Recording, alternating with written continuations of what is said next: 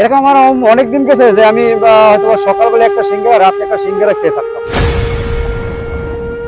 এক পর্যায়ে বলতে গেলে আমি নিজেই সিদ্ধান্ত নিয়েছি যে আসলে আমার দ্বারা এই ঢাকা সম্ভব না লেখাপড়া করা।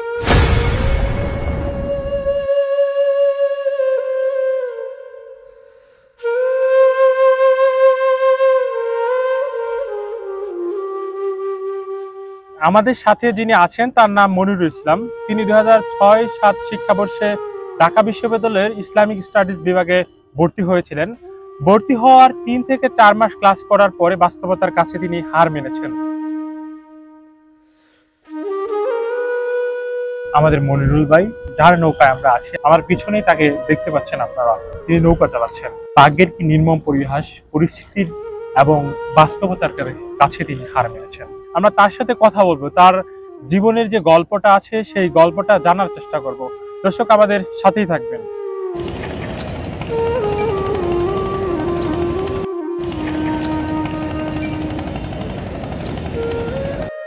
2004 সালে আজিজুল হক মাধ্যমিক বিদ্যালয় বিশালকান্দি বানারীপাড়া বরিশাল থেকে এসএসসিতে 4.13 নিয়ে উত্তীর্ণ হই। পরবর্তীতে 2006 সালে আলহাজ আব্দুর রহমান ডিগ্রি কলেজ নাজিরপুর পিরোজপুর থেকে এইচএসসিতে 4.30 নিয়ে উত্তীর্ণ হই। এরপরে 2006 সাল শিক্ষাবর্ষে ঢাকা বিশ্ববিদ্যালয়ে বি ইউনিটে মানবিক বিভাগ থেকে ভর্তি পরীক্ষায় অংশগ্রহণ করি এবং ঢাকা বিশ্ববিদ্যালয়ে ইসলামিক স্টাডিজে এডমিশন নেই। আমার বাবার যে আয় ছিল সে আয়টা একেবারে সামান্য। আমাদের তো তৎকালীন সময় অর্থনৈতিক পরিস্থিতি এমনটাই ছিল যে মনে হয়েছে নুন আনতে পান্তা ফুরায়। তারপরে সে যে একেবারে সহজে মোটেও করে না তো তেমনটা না, কারণ এসএসসি এইচএসসি পর্যন্ত আসলে তাকে কম বেশি খরচ দিতেই হয়েছে।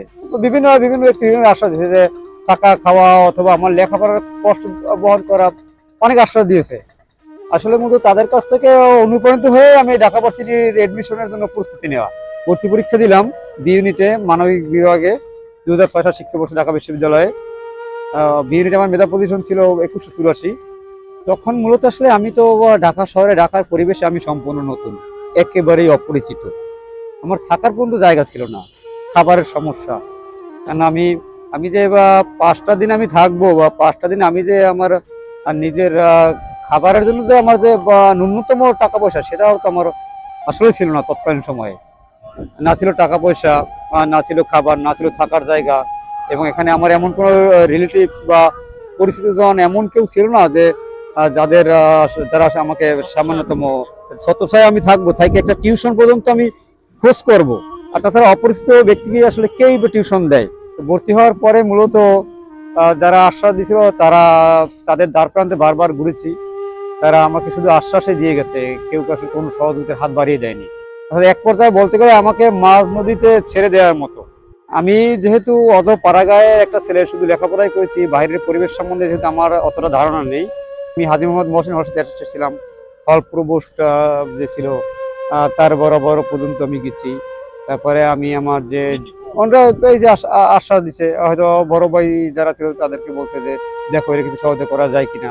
আর তারা সহযোগিতার হাত বাড়াইছে শুধু মুখে, বাস্তবে না। তারা বলতো আসো দেখি তোমার জন্য কি করা যায়, এই টিউশনের ব্যবস্থা করছি, এই অমুক দিন আসো। যাইতাম হলে থাকার জন্য, বলছে যে দেখি আমার একটা অমুকটা হলে অমুক সিটটা খালি হইবে, খালি হলে তোমাকে উঠাই দেবো। এখানে এই 2 দিন পরে খালি হবে, 2 দিন পরে আসো। 2 দিন পরে বললে যে ও তো আর খালি হয় নাই, সিটটা তারা চলে যায় নাই। এভাবেই তারা শুধুমাত্র ঘুরাইতো। এমন একটা সিচুয়েশন ছিল যে আমি তাদের কাছে ঘুরতে এমন একটা পর্যায়ে যাই যে আমি একজন পলিটিশিয়ান, বাট তাদের সেই পর্যন্ত ঘোরার তো অর্থনৈতিক ক্যাপাসিটি আমার ছিল না। এরকম আমার অনেক দিন গেছে যে আমি হয়তো সকালবেলা একটা সিঙ্গারা, রাতে একটা সিঙ্গারা খেয়ে থাকতাম। যখন আমার থাকার একেবারে কোনো জায়গা নেই, তখন আমাদের বাড়ির কাছের এক ভাই, উনি ঢাকা মেডিকেল স্টুডেন্ট, তখন ইন্টার্নি, উনি ছিল ডক্টর ফজলে রাব্বি হলে। উনি ওনার কাছে নিল, কারণ উনি যে রুমে থাকতো ওনার সিটের সাথে পাশে একটা সিট ছিল। সেই স্টুডেন্ট ছিল ঢাকার স্থানীয়, সে আর ওখানে থাকতো না, তো ওনার রুমেই গেলাম থাকতে। তো থাকার পরে হয়তো কোনো একদিন আমার মনে পড়ে, তখন বাংলাদেশ ভারতের একটা ক্রিকেট ম্যাচ চলে। তো রাত্রে খাবার জন্য ক্যান্টিনে ওনার কাছে বলে যেতাম, উনি বলতো যে কি খাবার খেয়ে আসো, আমি ওনার কাছে বলে যেতাম হ্যাঁ খেতে যাই। কিন্তু গিয়ে হয়তো আমি ক্যান্টিনে খাবার খেতাম না, একটা সিঙ্গারা খেয়ে চলে আসতাম। তো 6 মাস অতিক্রান্ত হওয়ার পরে যখন আমি সেখান থেকে এক পর্যায়ে বলতে গেলে আমি নিজেই সিদ্ধান্ত নিয়েছি যে আসলে আমার দ্বারা এই ঢাকা সম্ভব না লেখাপড়া করা। যখন ব্যাক করে আসছি, ব্যাক করে আসার 2-1 মাস পরে আমি শুনি যে আসলে আমার বন্ধু বান্ধবের কাছে তার বলা যে আমি তো একটা টিউশন ঠিক করছিলাম। প্রথমত আমি মনে করবো আমার নিজের দোষ, কেননা আমি কাউকে আসলে দায়ী করার জন্য আসলে আমি প্রস্তুত না। কারণ আমার সিদ্ধান্তটাই বলছিল যে আমার মতো অজপাড়াগায় একটা ছেলে, যেখানে ঢাকায় আমার কোনো রিলেটিভস নাই, আমার আমি আজকে দুপুরের খাবারটা খেতে পারবো কিনা সেরকম আমার ক্যাপাসিটি নাই। সেক্ষেত্রে আমাকে যারা আশ্বাস দিয়েও বারবার যারা দূরে ঠেলে দিচ্ছে, বা দূরে ঠেলে দিচ্ছে বলা যাবে না, তারা আশ্বাস দিয়ে যখন দ্বারের কাছে বিরতেছে না, শুধু আশ্বাসের গণ্ডি সীমার মধ্যে রাখছে, তখন ঢাকা বিশ্ববিদ্যালয়ের মতন জায়গায় আমাকে এডমিশন নেওয়ার চেয়ে আমি যদি কাছের কোনো একটা ডিগ্রি কলেজ থেকে আমি বিএ পাস করার জন্য আমি ভর্তি হইতাম। অন্য জায়গা থেকে আমি বলবো যে ঢাকা ভার্সিটির মতন জায়গায় যারা আমাকে স্বপ্ন দেখাইছে, স্বপ্ন দেখাই যারা আশ্বাস দিছে, আমার চেয়ে বেশি দেয় তারা। কেননা তারা যে আশ্বাস আমাকে দিছে, স্বপ্ন দেখাইছে, হয়তো তারা চেষ্টা করলে পারতো যে মনির তোমার মতন একটা ছেলে এরকম একটা জায়গায় তুমি চান্স পেয়েছো, আমাদের হাত ধরে ঘুরতেছো, যে আমাদের এই একটা সেক্টরে তুমি আসো, তুমি 3টা মাস এখানে থাকো আর এই কাজটা করো। তাদের কাজ দেওয়ার মতন যথেষ্ট সিস্টেম ছিল, এই কাজটা করো, সাথে তুমি লেখাপড়া চালিয়ে যাও, 3 মাস পরে তুমি তোমার জায়গাটা বুঝে নিও। তাহলে ওই 3 মাসের মধ্যে হয়তোবা আমি আমার এই ঢাকার পরিবেশটা আমি নিজের থাইকে আমি আরো কিছু বুঝতে পারতাম, শিখতে পারতাম। এখানে মূলত জীবন যাপন যথেষ্ট কষ্টের। এক কথায় বলতে গেলে যে নৌকার মাঝি যারা আছে এরা মানবেতরে জীবনযাপন করে, কেননা এখানে থাকার জন্য ভালো জায়গা নেই, গোসল করার জন্য ভালো জায়গা নেই, খাবারের সমস্যা, তাছাড়া রৌদ্রে পুড়তে হয়, নৌকায় ঘুমাই। বৃষ্টি আসলে ছই আছে, ছইয়ের মধ্যে থেকে হয়তো তখন জেগে থাকতে হয়। গোসল অধিকাংশ ক্ষেত্রে বুড়িগঙ্গা নদীতেই করা হয়, অনেকেরই করা হয়, হয়তোবা তার মধ্যে 2-1 জন উপরে টাকা পয়সা দিয়ে গোসল করে কোথাও কোনো জায়গায়, 15 টাকা নেয়। ইনকামটা এটা আসলে ফিক্সড ইনকাম বলা যাবে না, কোনোদিন 300 টাকা, কোনোদিন 400 টাকা, কোনোদিন 500 টাকা, কখনো কোনো 600 টাকাও থাকে। কারণ এখান থেকে আমারও ওয়াইফ লেখাপড়া করে, সে আছে অনার্স 3rd ইয়ারে রাষ্ট্রবিজ্ঞানে, আছে নাজিরপুর ডিগ্রি কলেজে পিরোজপুরে।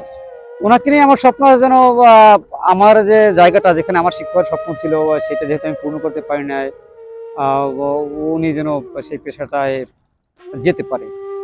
জাতীয় পত্রিকায় আমার উপরে নিউজ হওয়ার পরে বা প্রতিবেদন হওয়ার পরে আসলে কিছু কিছু ব্যক্তি তারা আমার মাধ্যমে না হলেও অন্য কোনো ব্যক্তির মাধ্যম থেকে আমার ফোন নম্বর নিয়েছে, বা 2-1 জনের যোগাযোগ করছে, যোগাযোগ করে হয়তো যখন নিউজটা হইলো, নিউজ হওয়ার 1-2 দিনের মাথায় অনেক কথাবার্তা বলছে, বা আমার সাথে যোগাযোগ করার চেষ্টা করছে, আসছে ঠিকই, কিন্তু ফলাফল মূলত আসলে আপনার দিন শেষে আমি যে একা সেই একা এই অবস্থায়।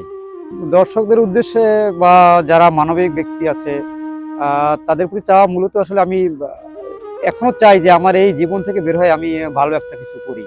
আর সেক্ষেত্রে তারা যদি তাদের মানে মানবিক দিকটা তারা বিবেচনা করে বা আমাকে সেভাবে কোনো সহযোগিতার হাতকেও বাড়িয়ে দেয়, সেটা যদি আমার অর্থাৎ আমার লাইফের বর্তমান সিচুয়েশন থেকে, যেহেতু আমি একজন ঋণী ব্যক্তি, সেই জায়গা থেকে সেই বিষয়টা বিবেচনা করে যদি সেভাবে যদি কেউ সহযোগিতার হাত বাড়িয়ে দেয় তাহলে অবশ্যই গ্রহণ করবো।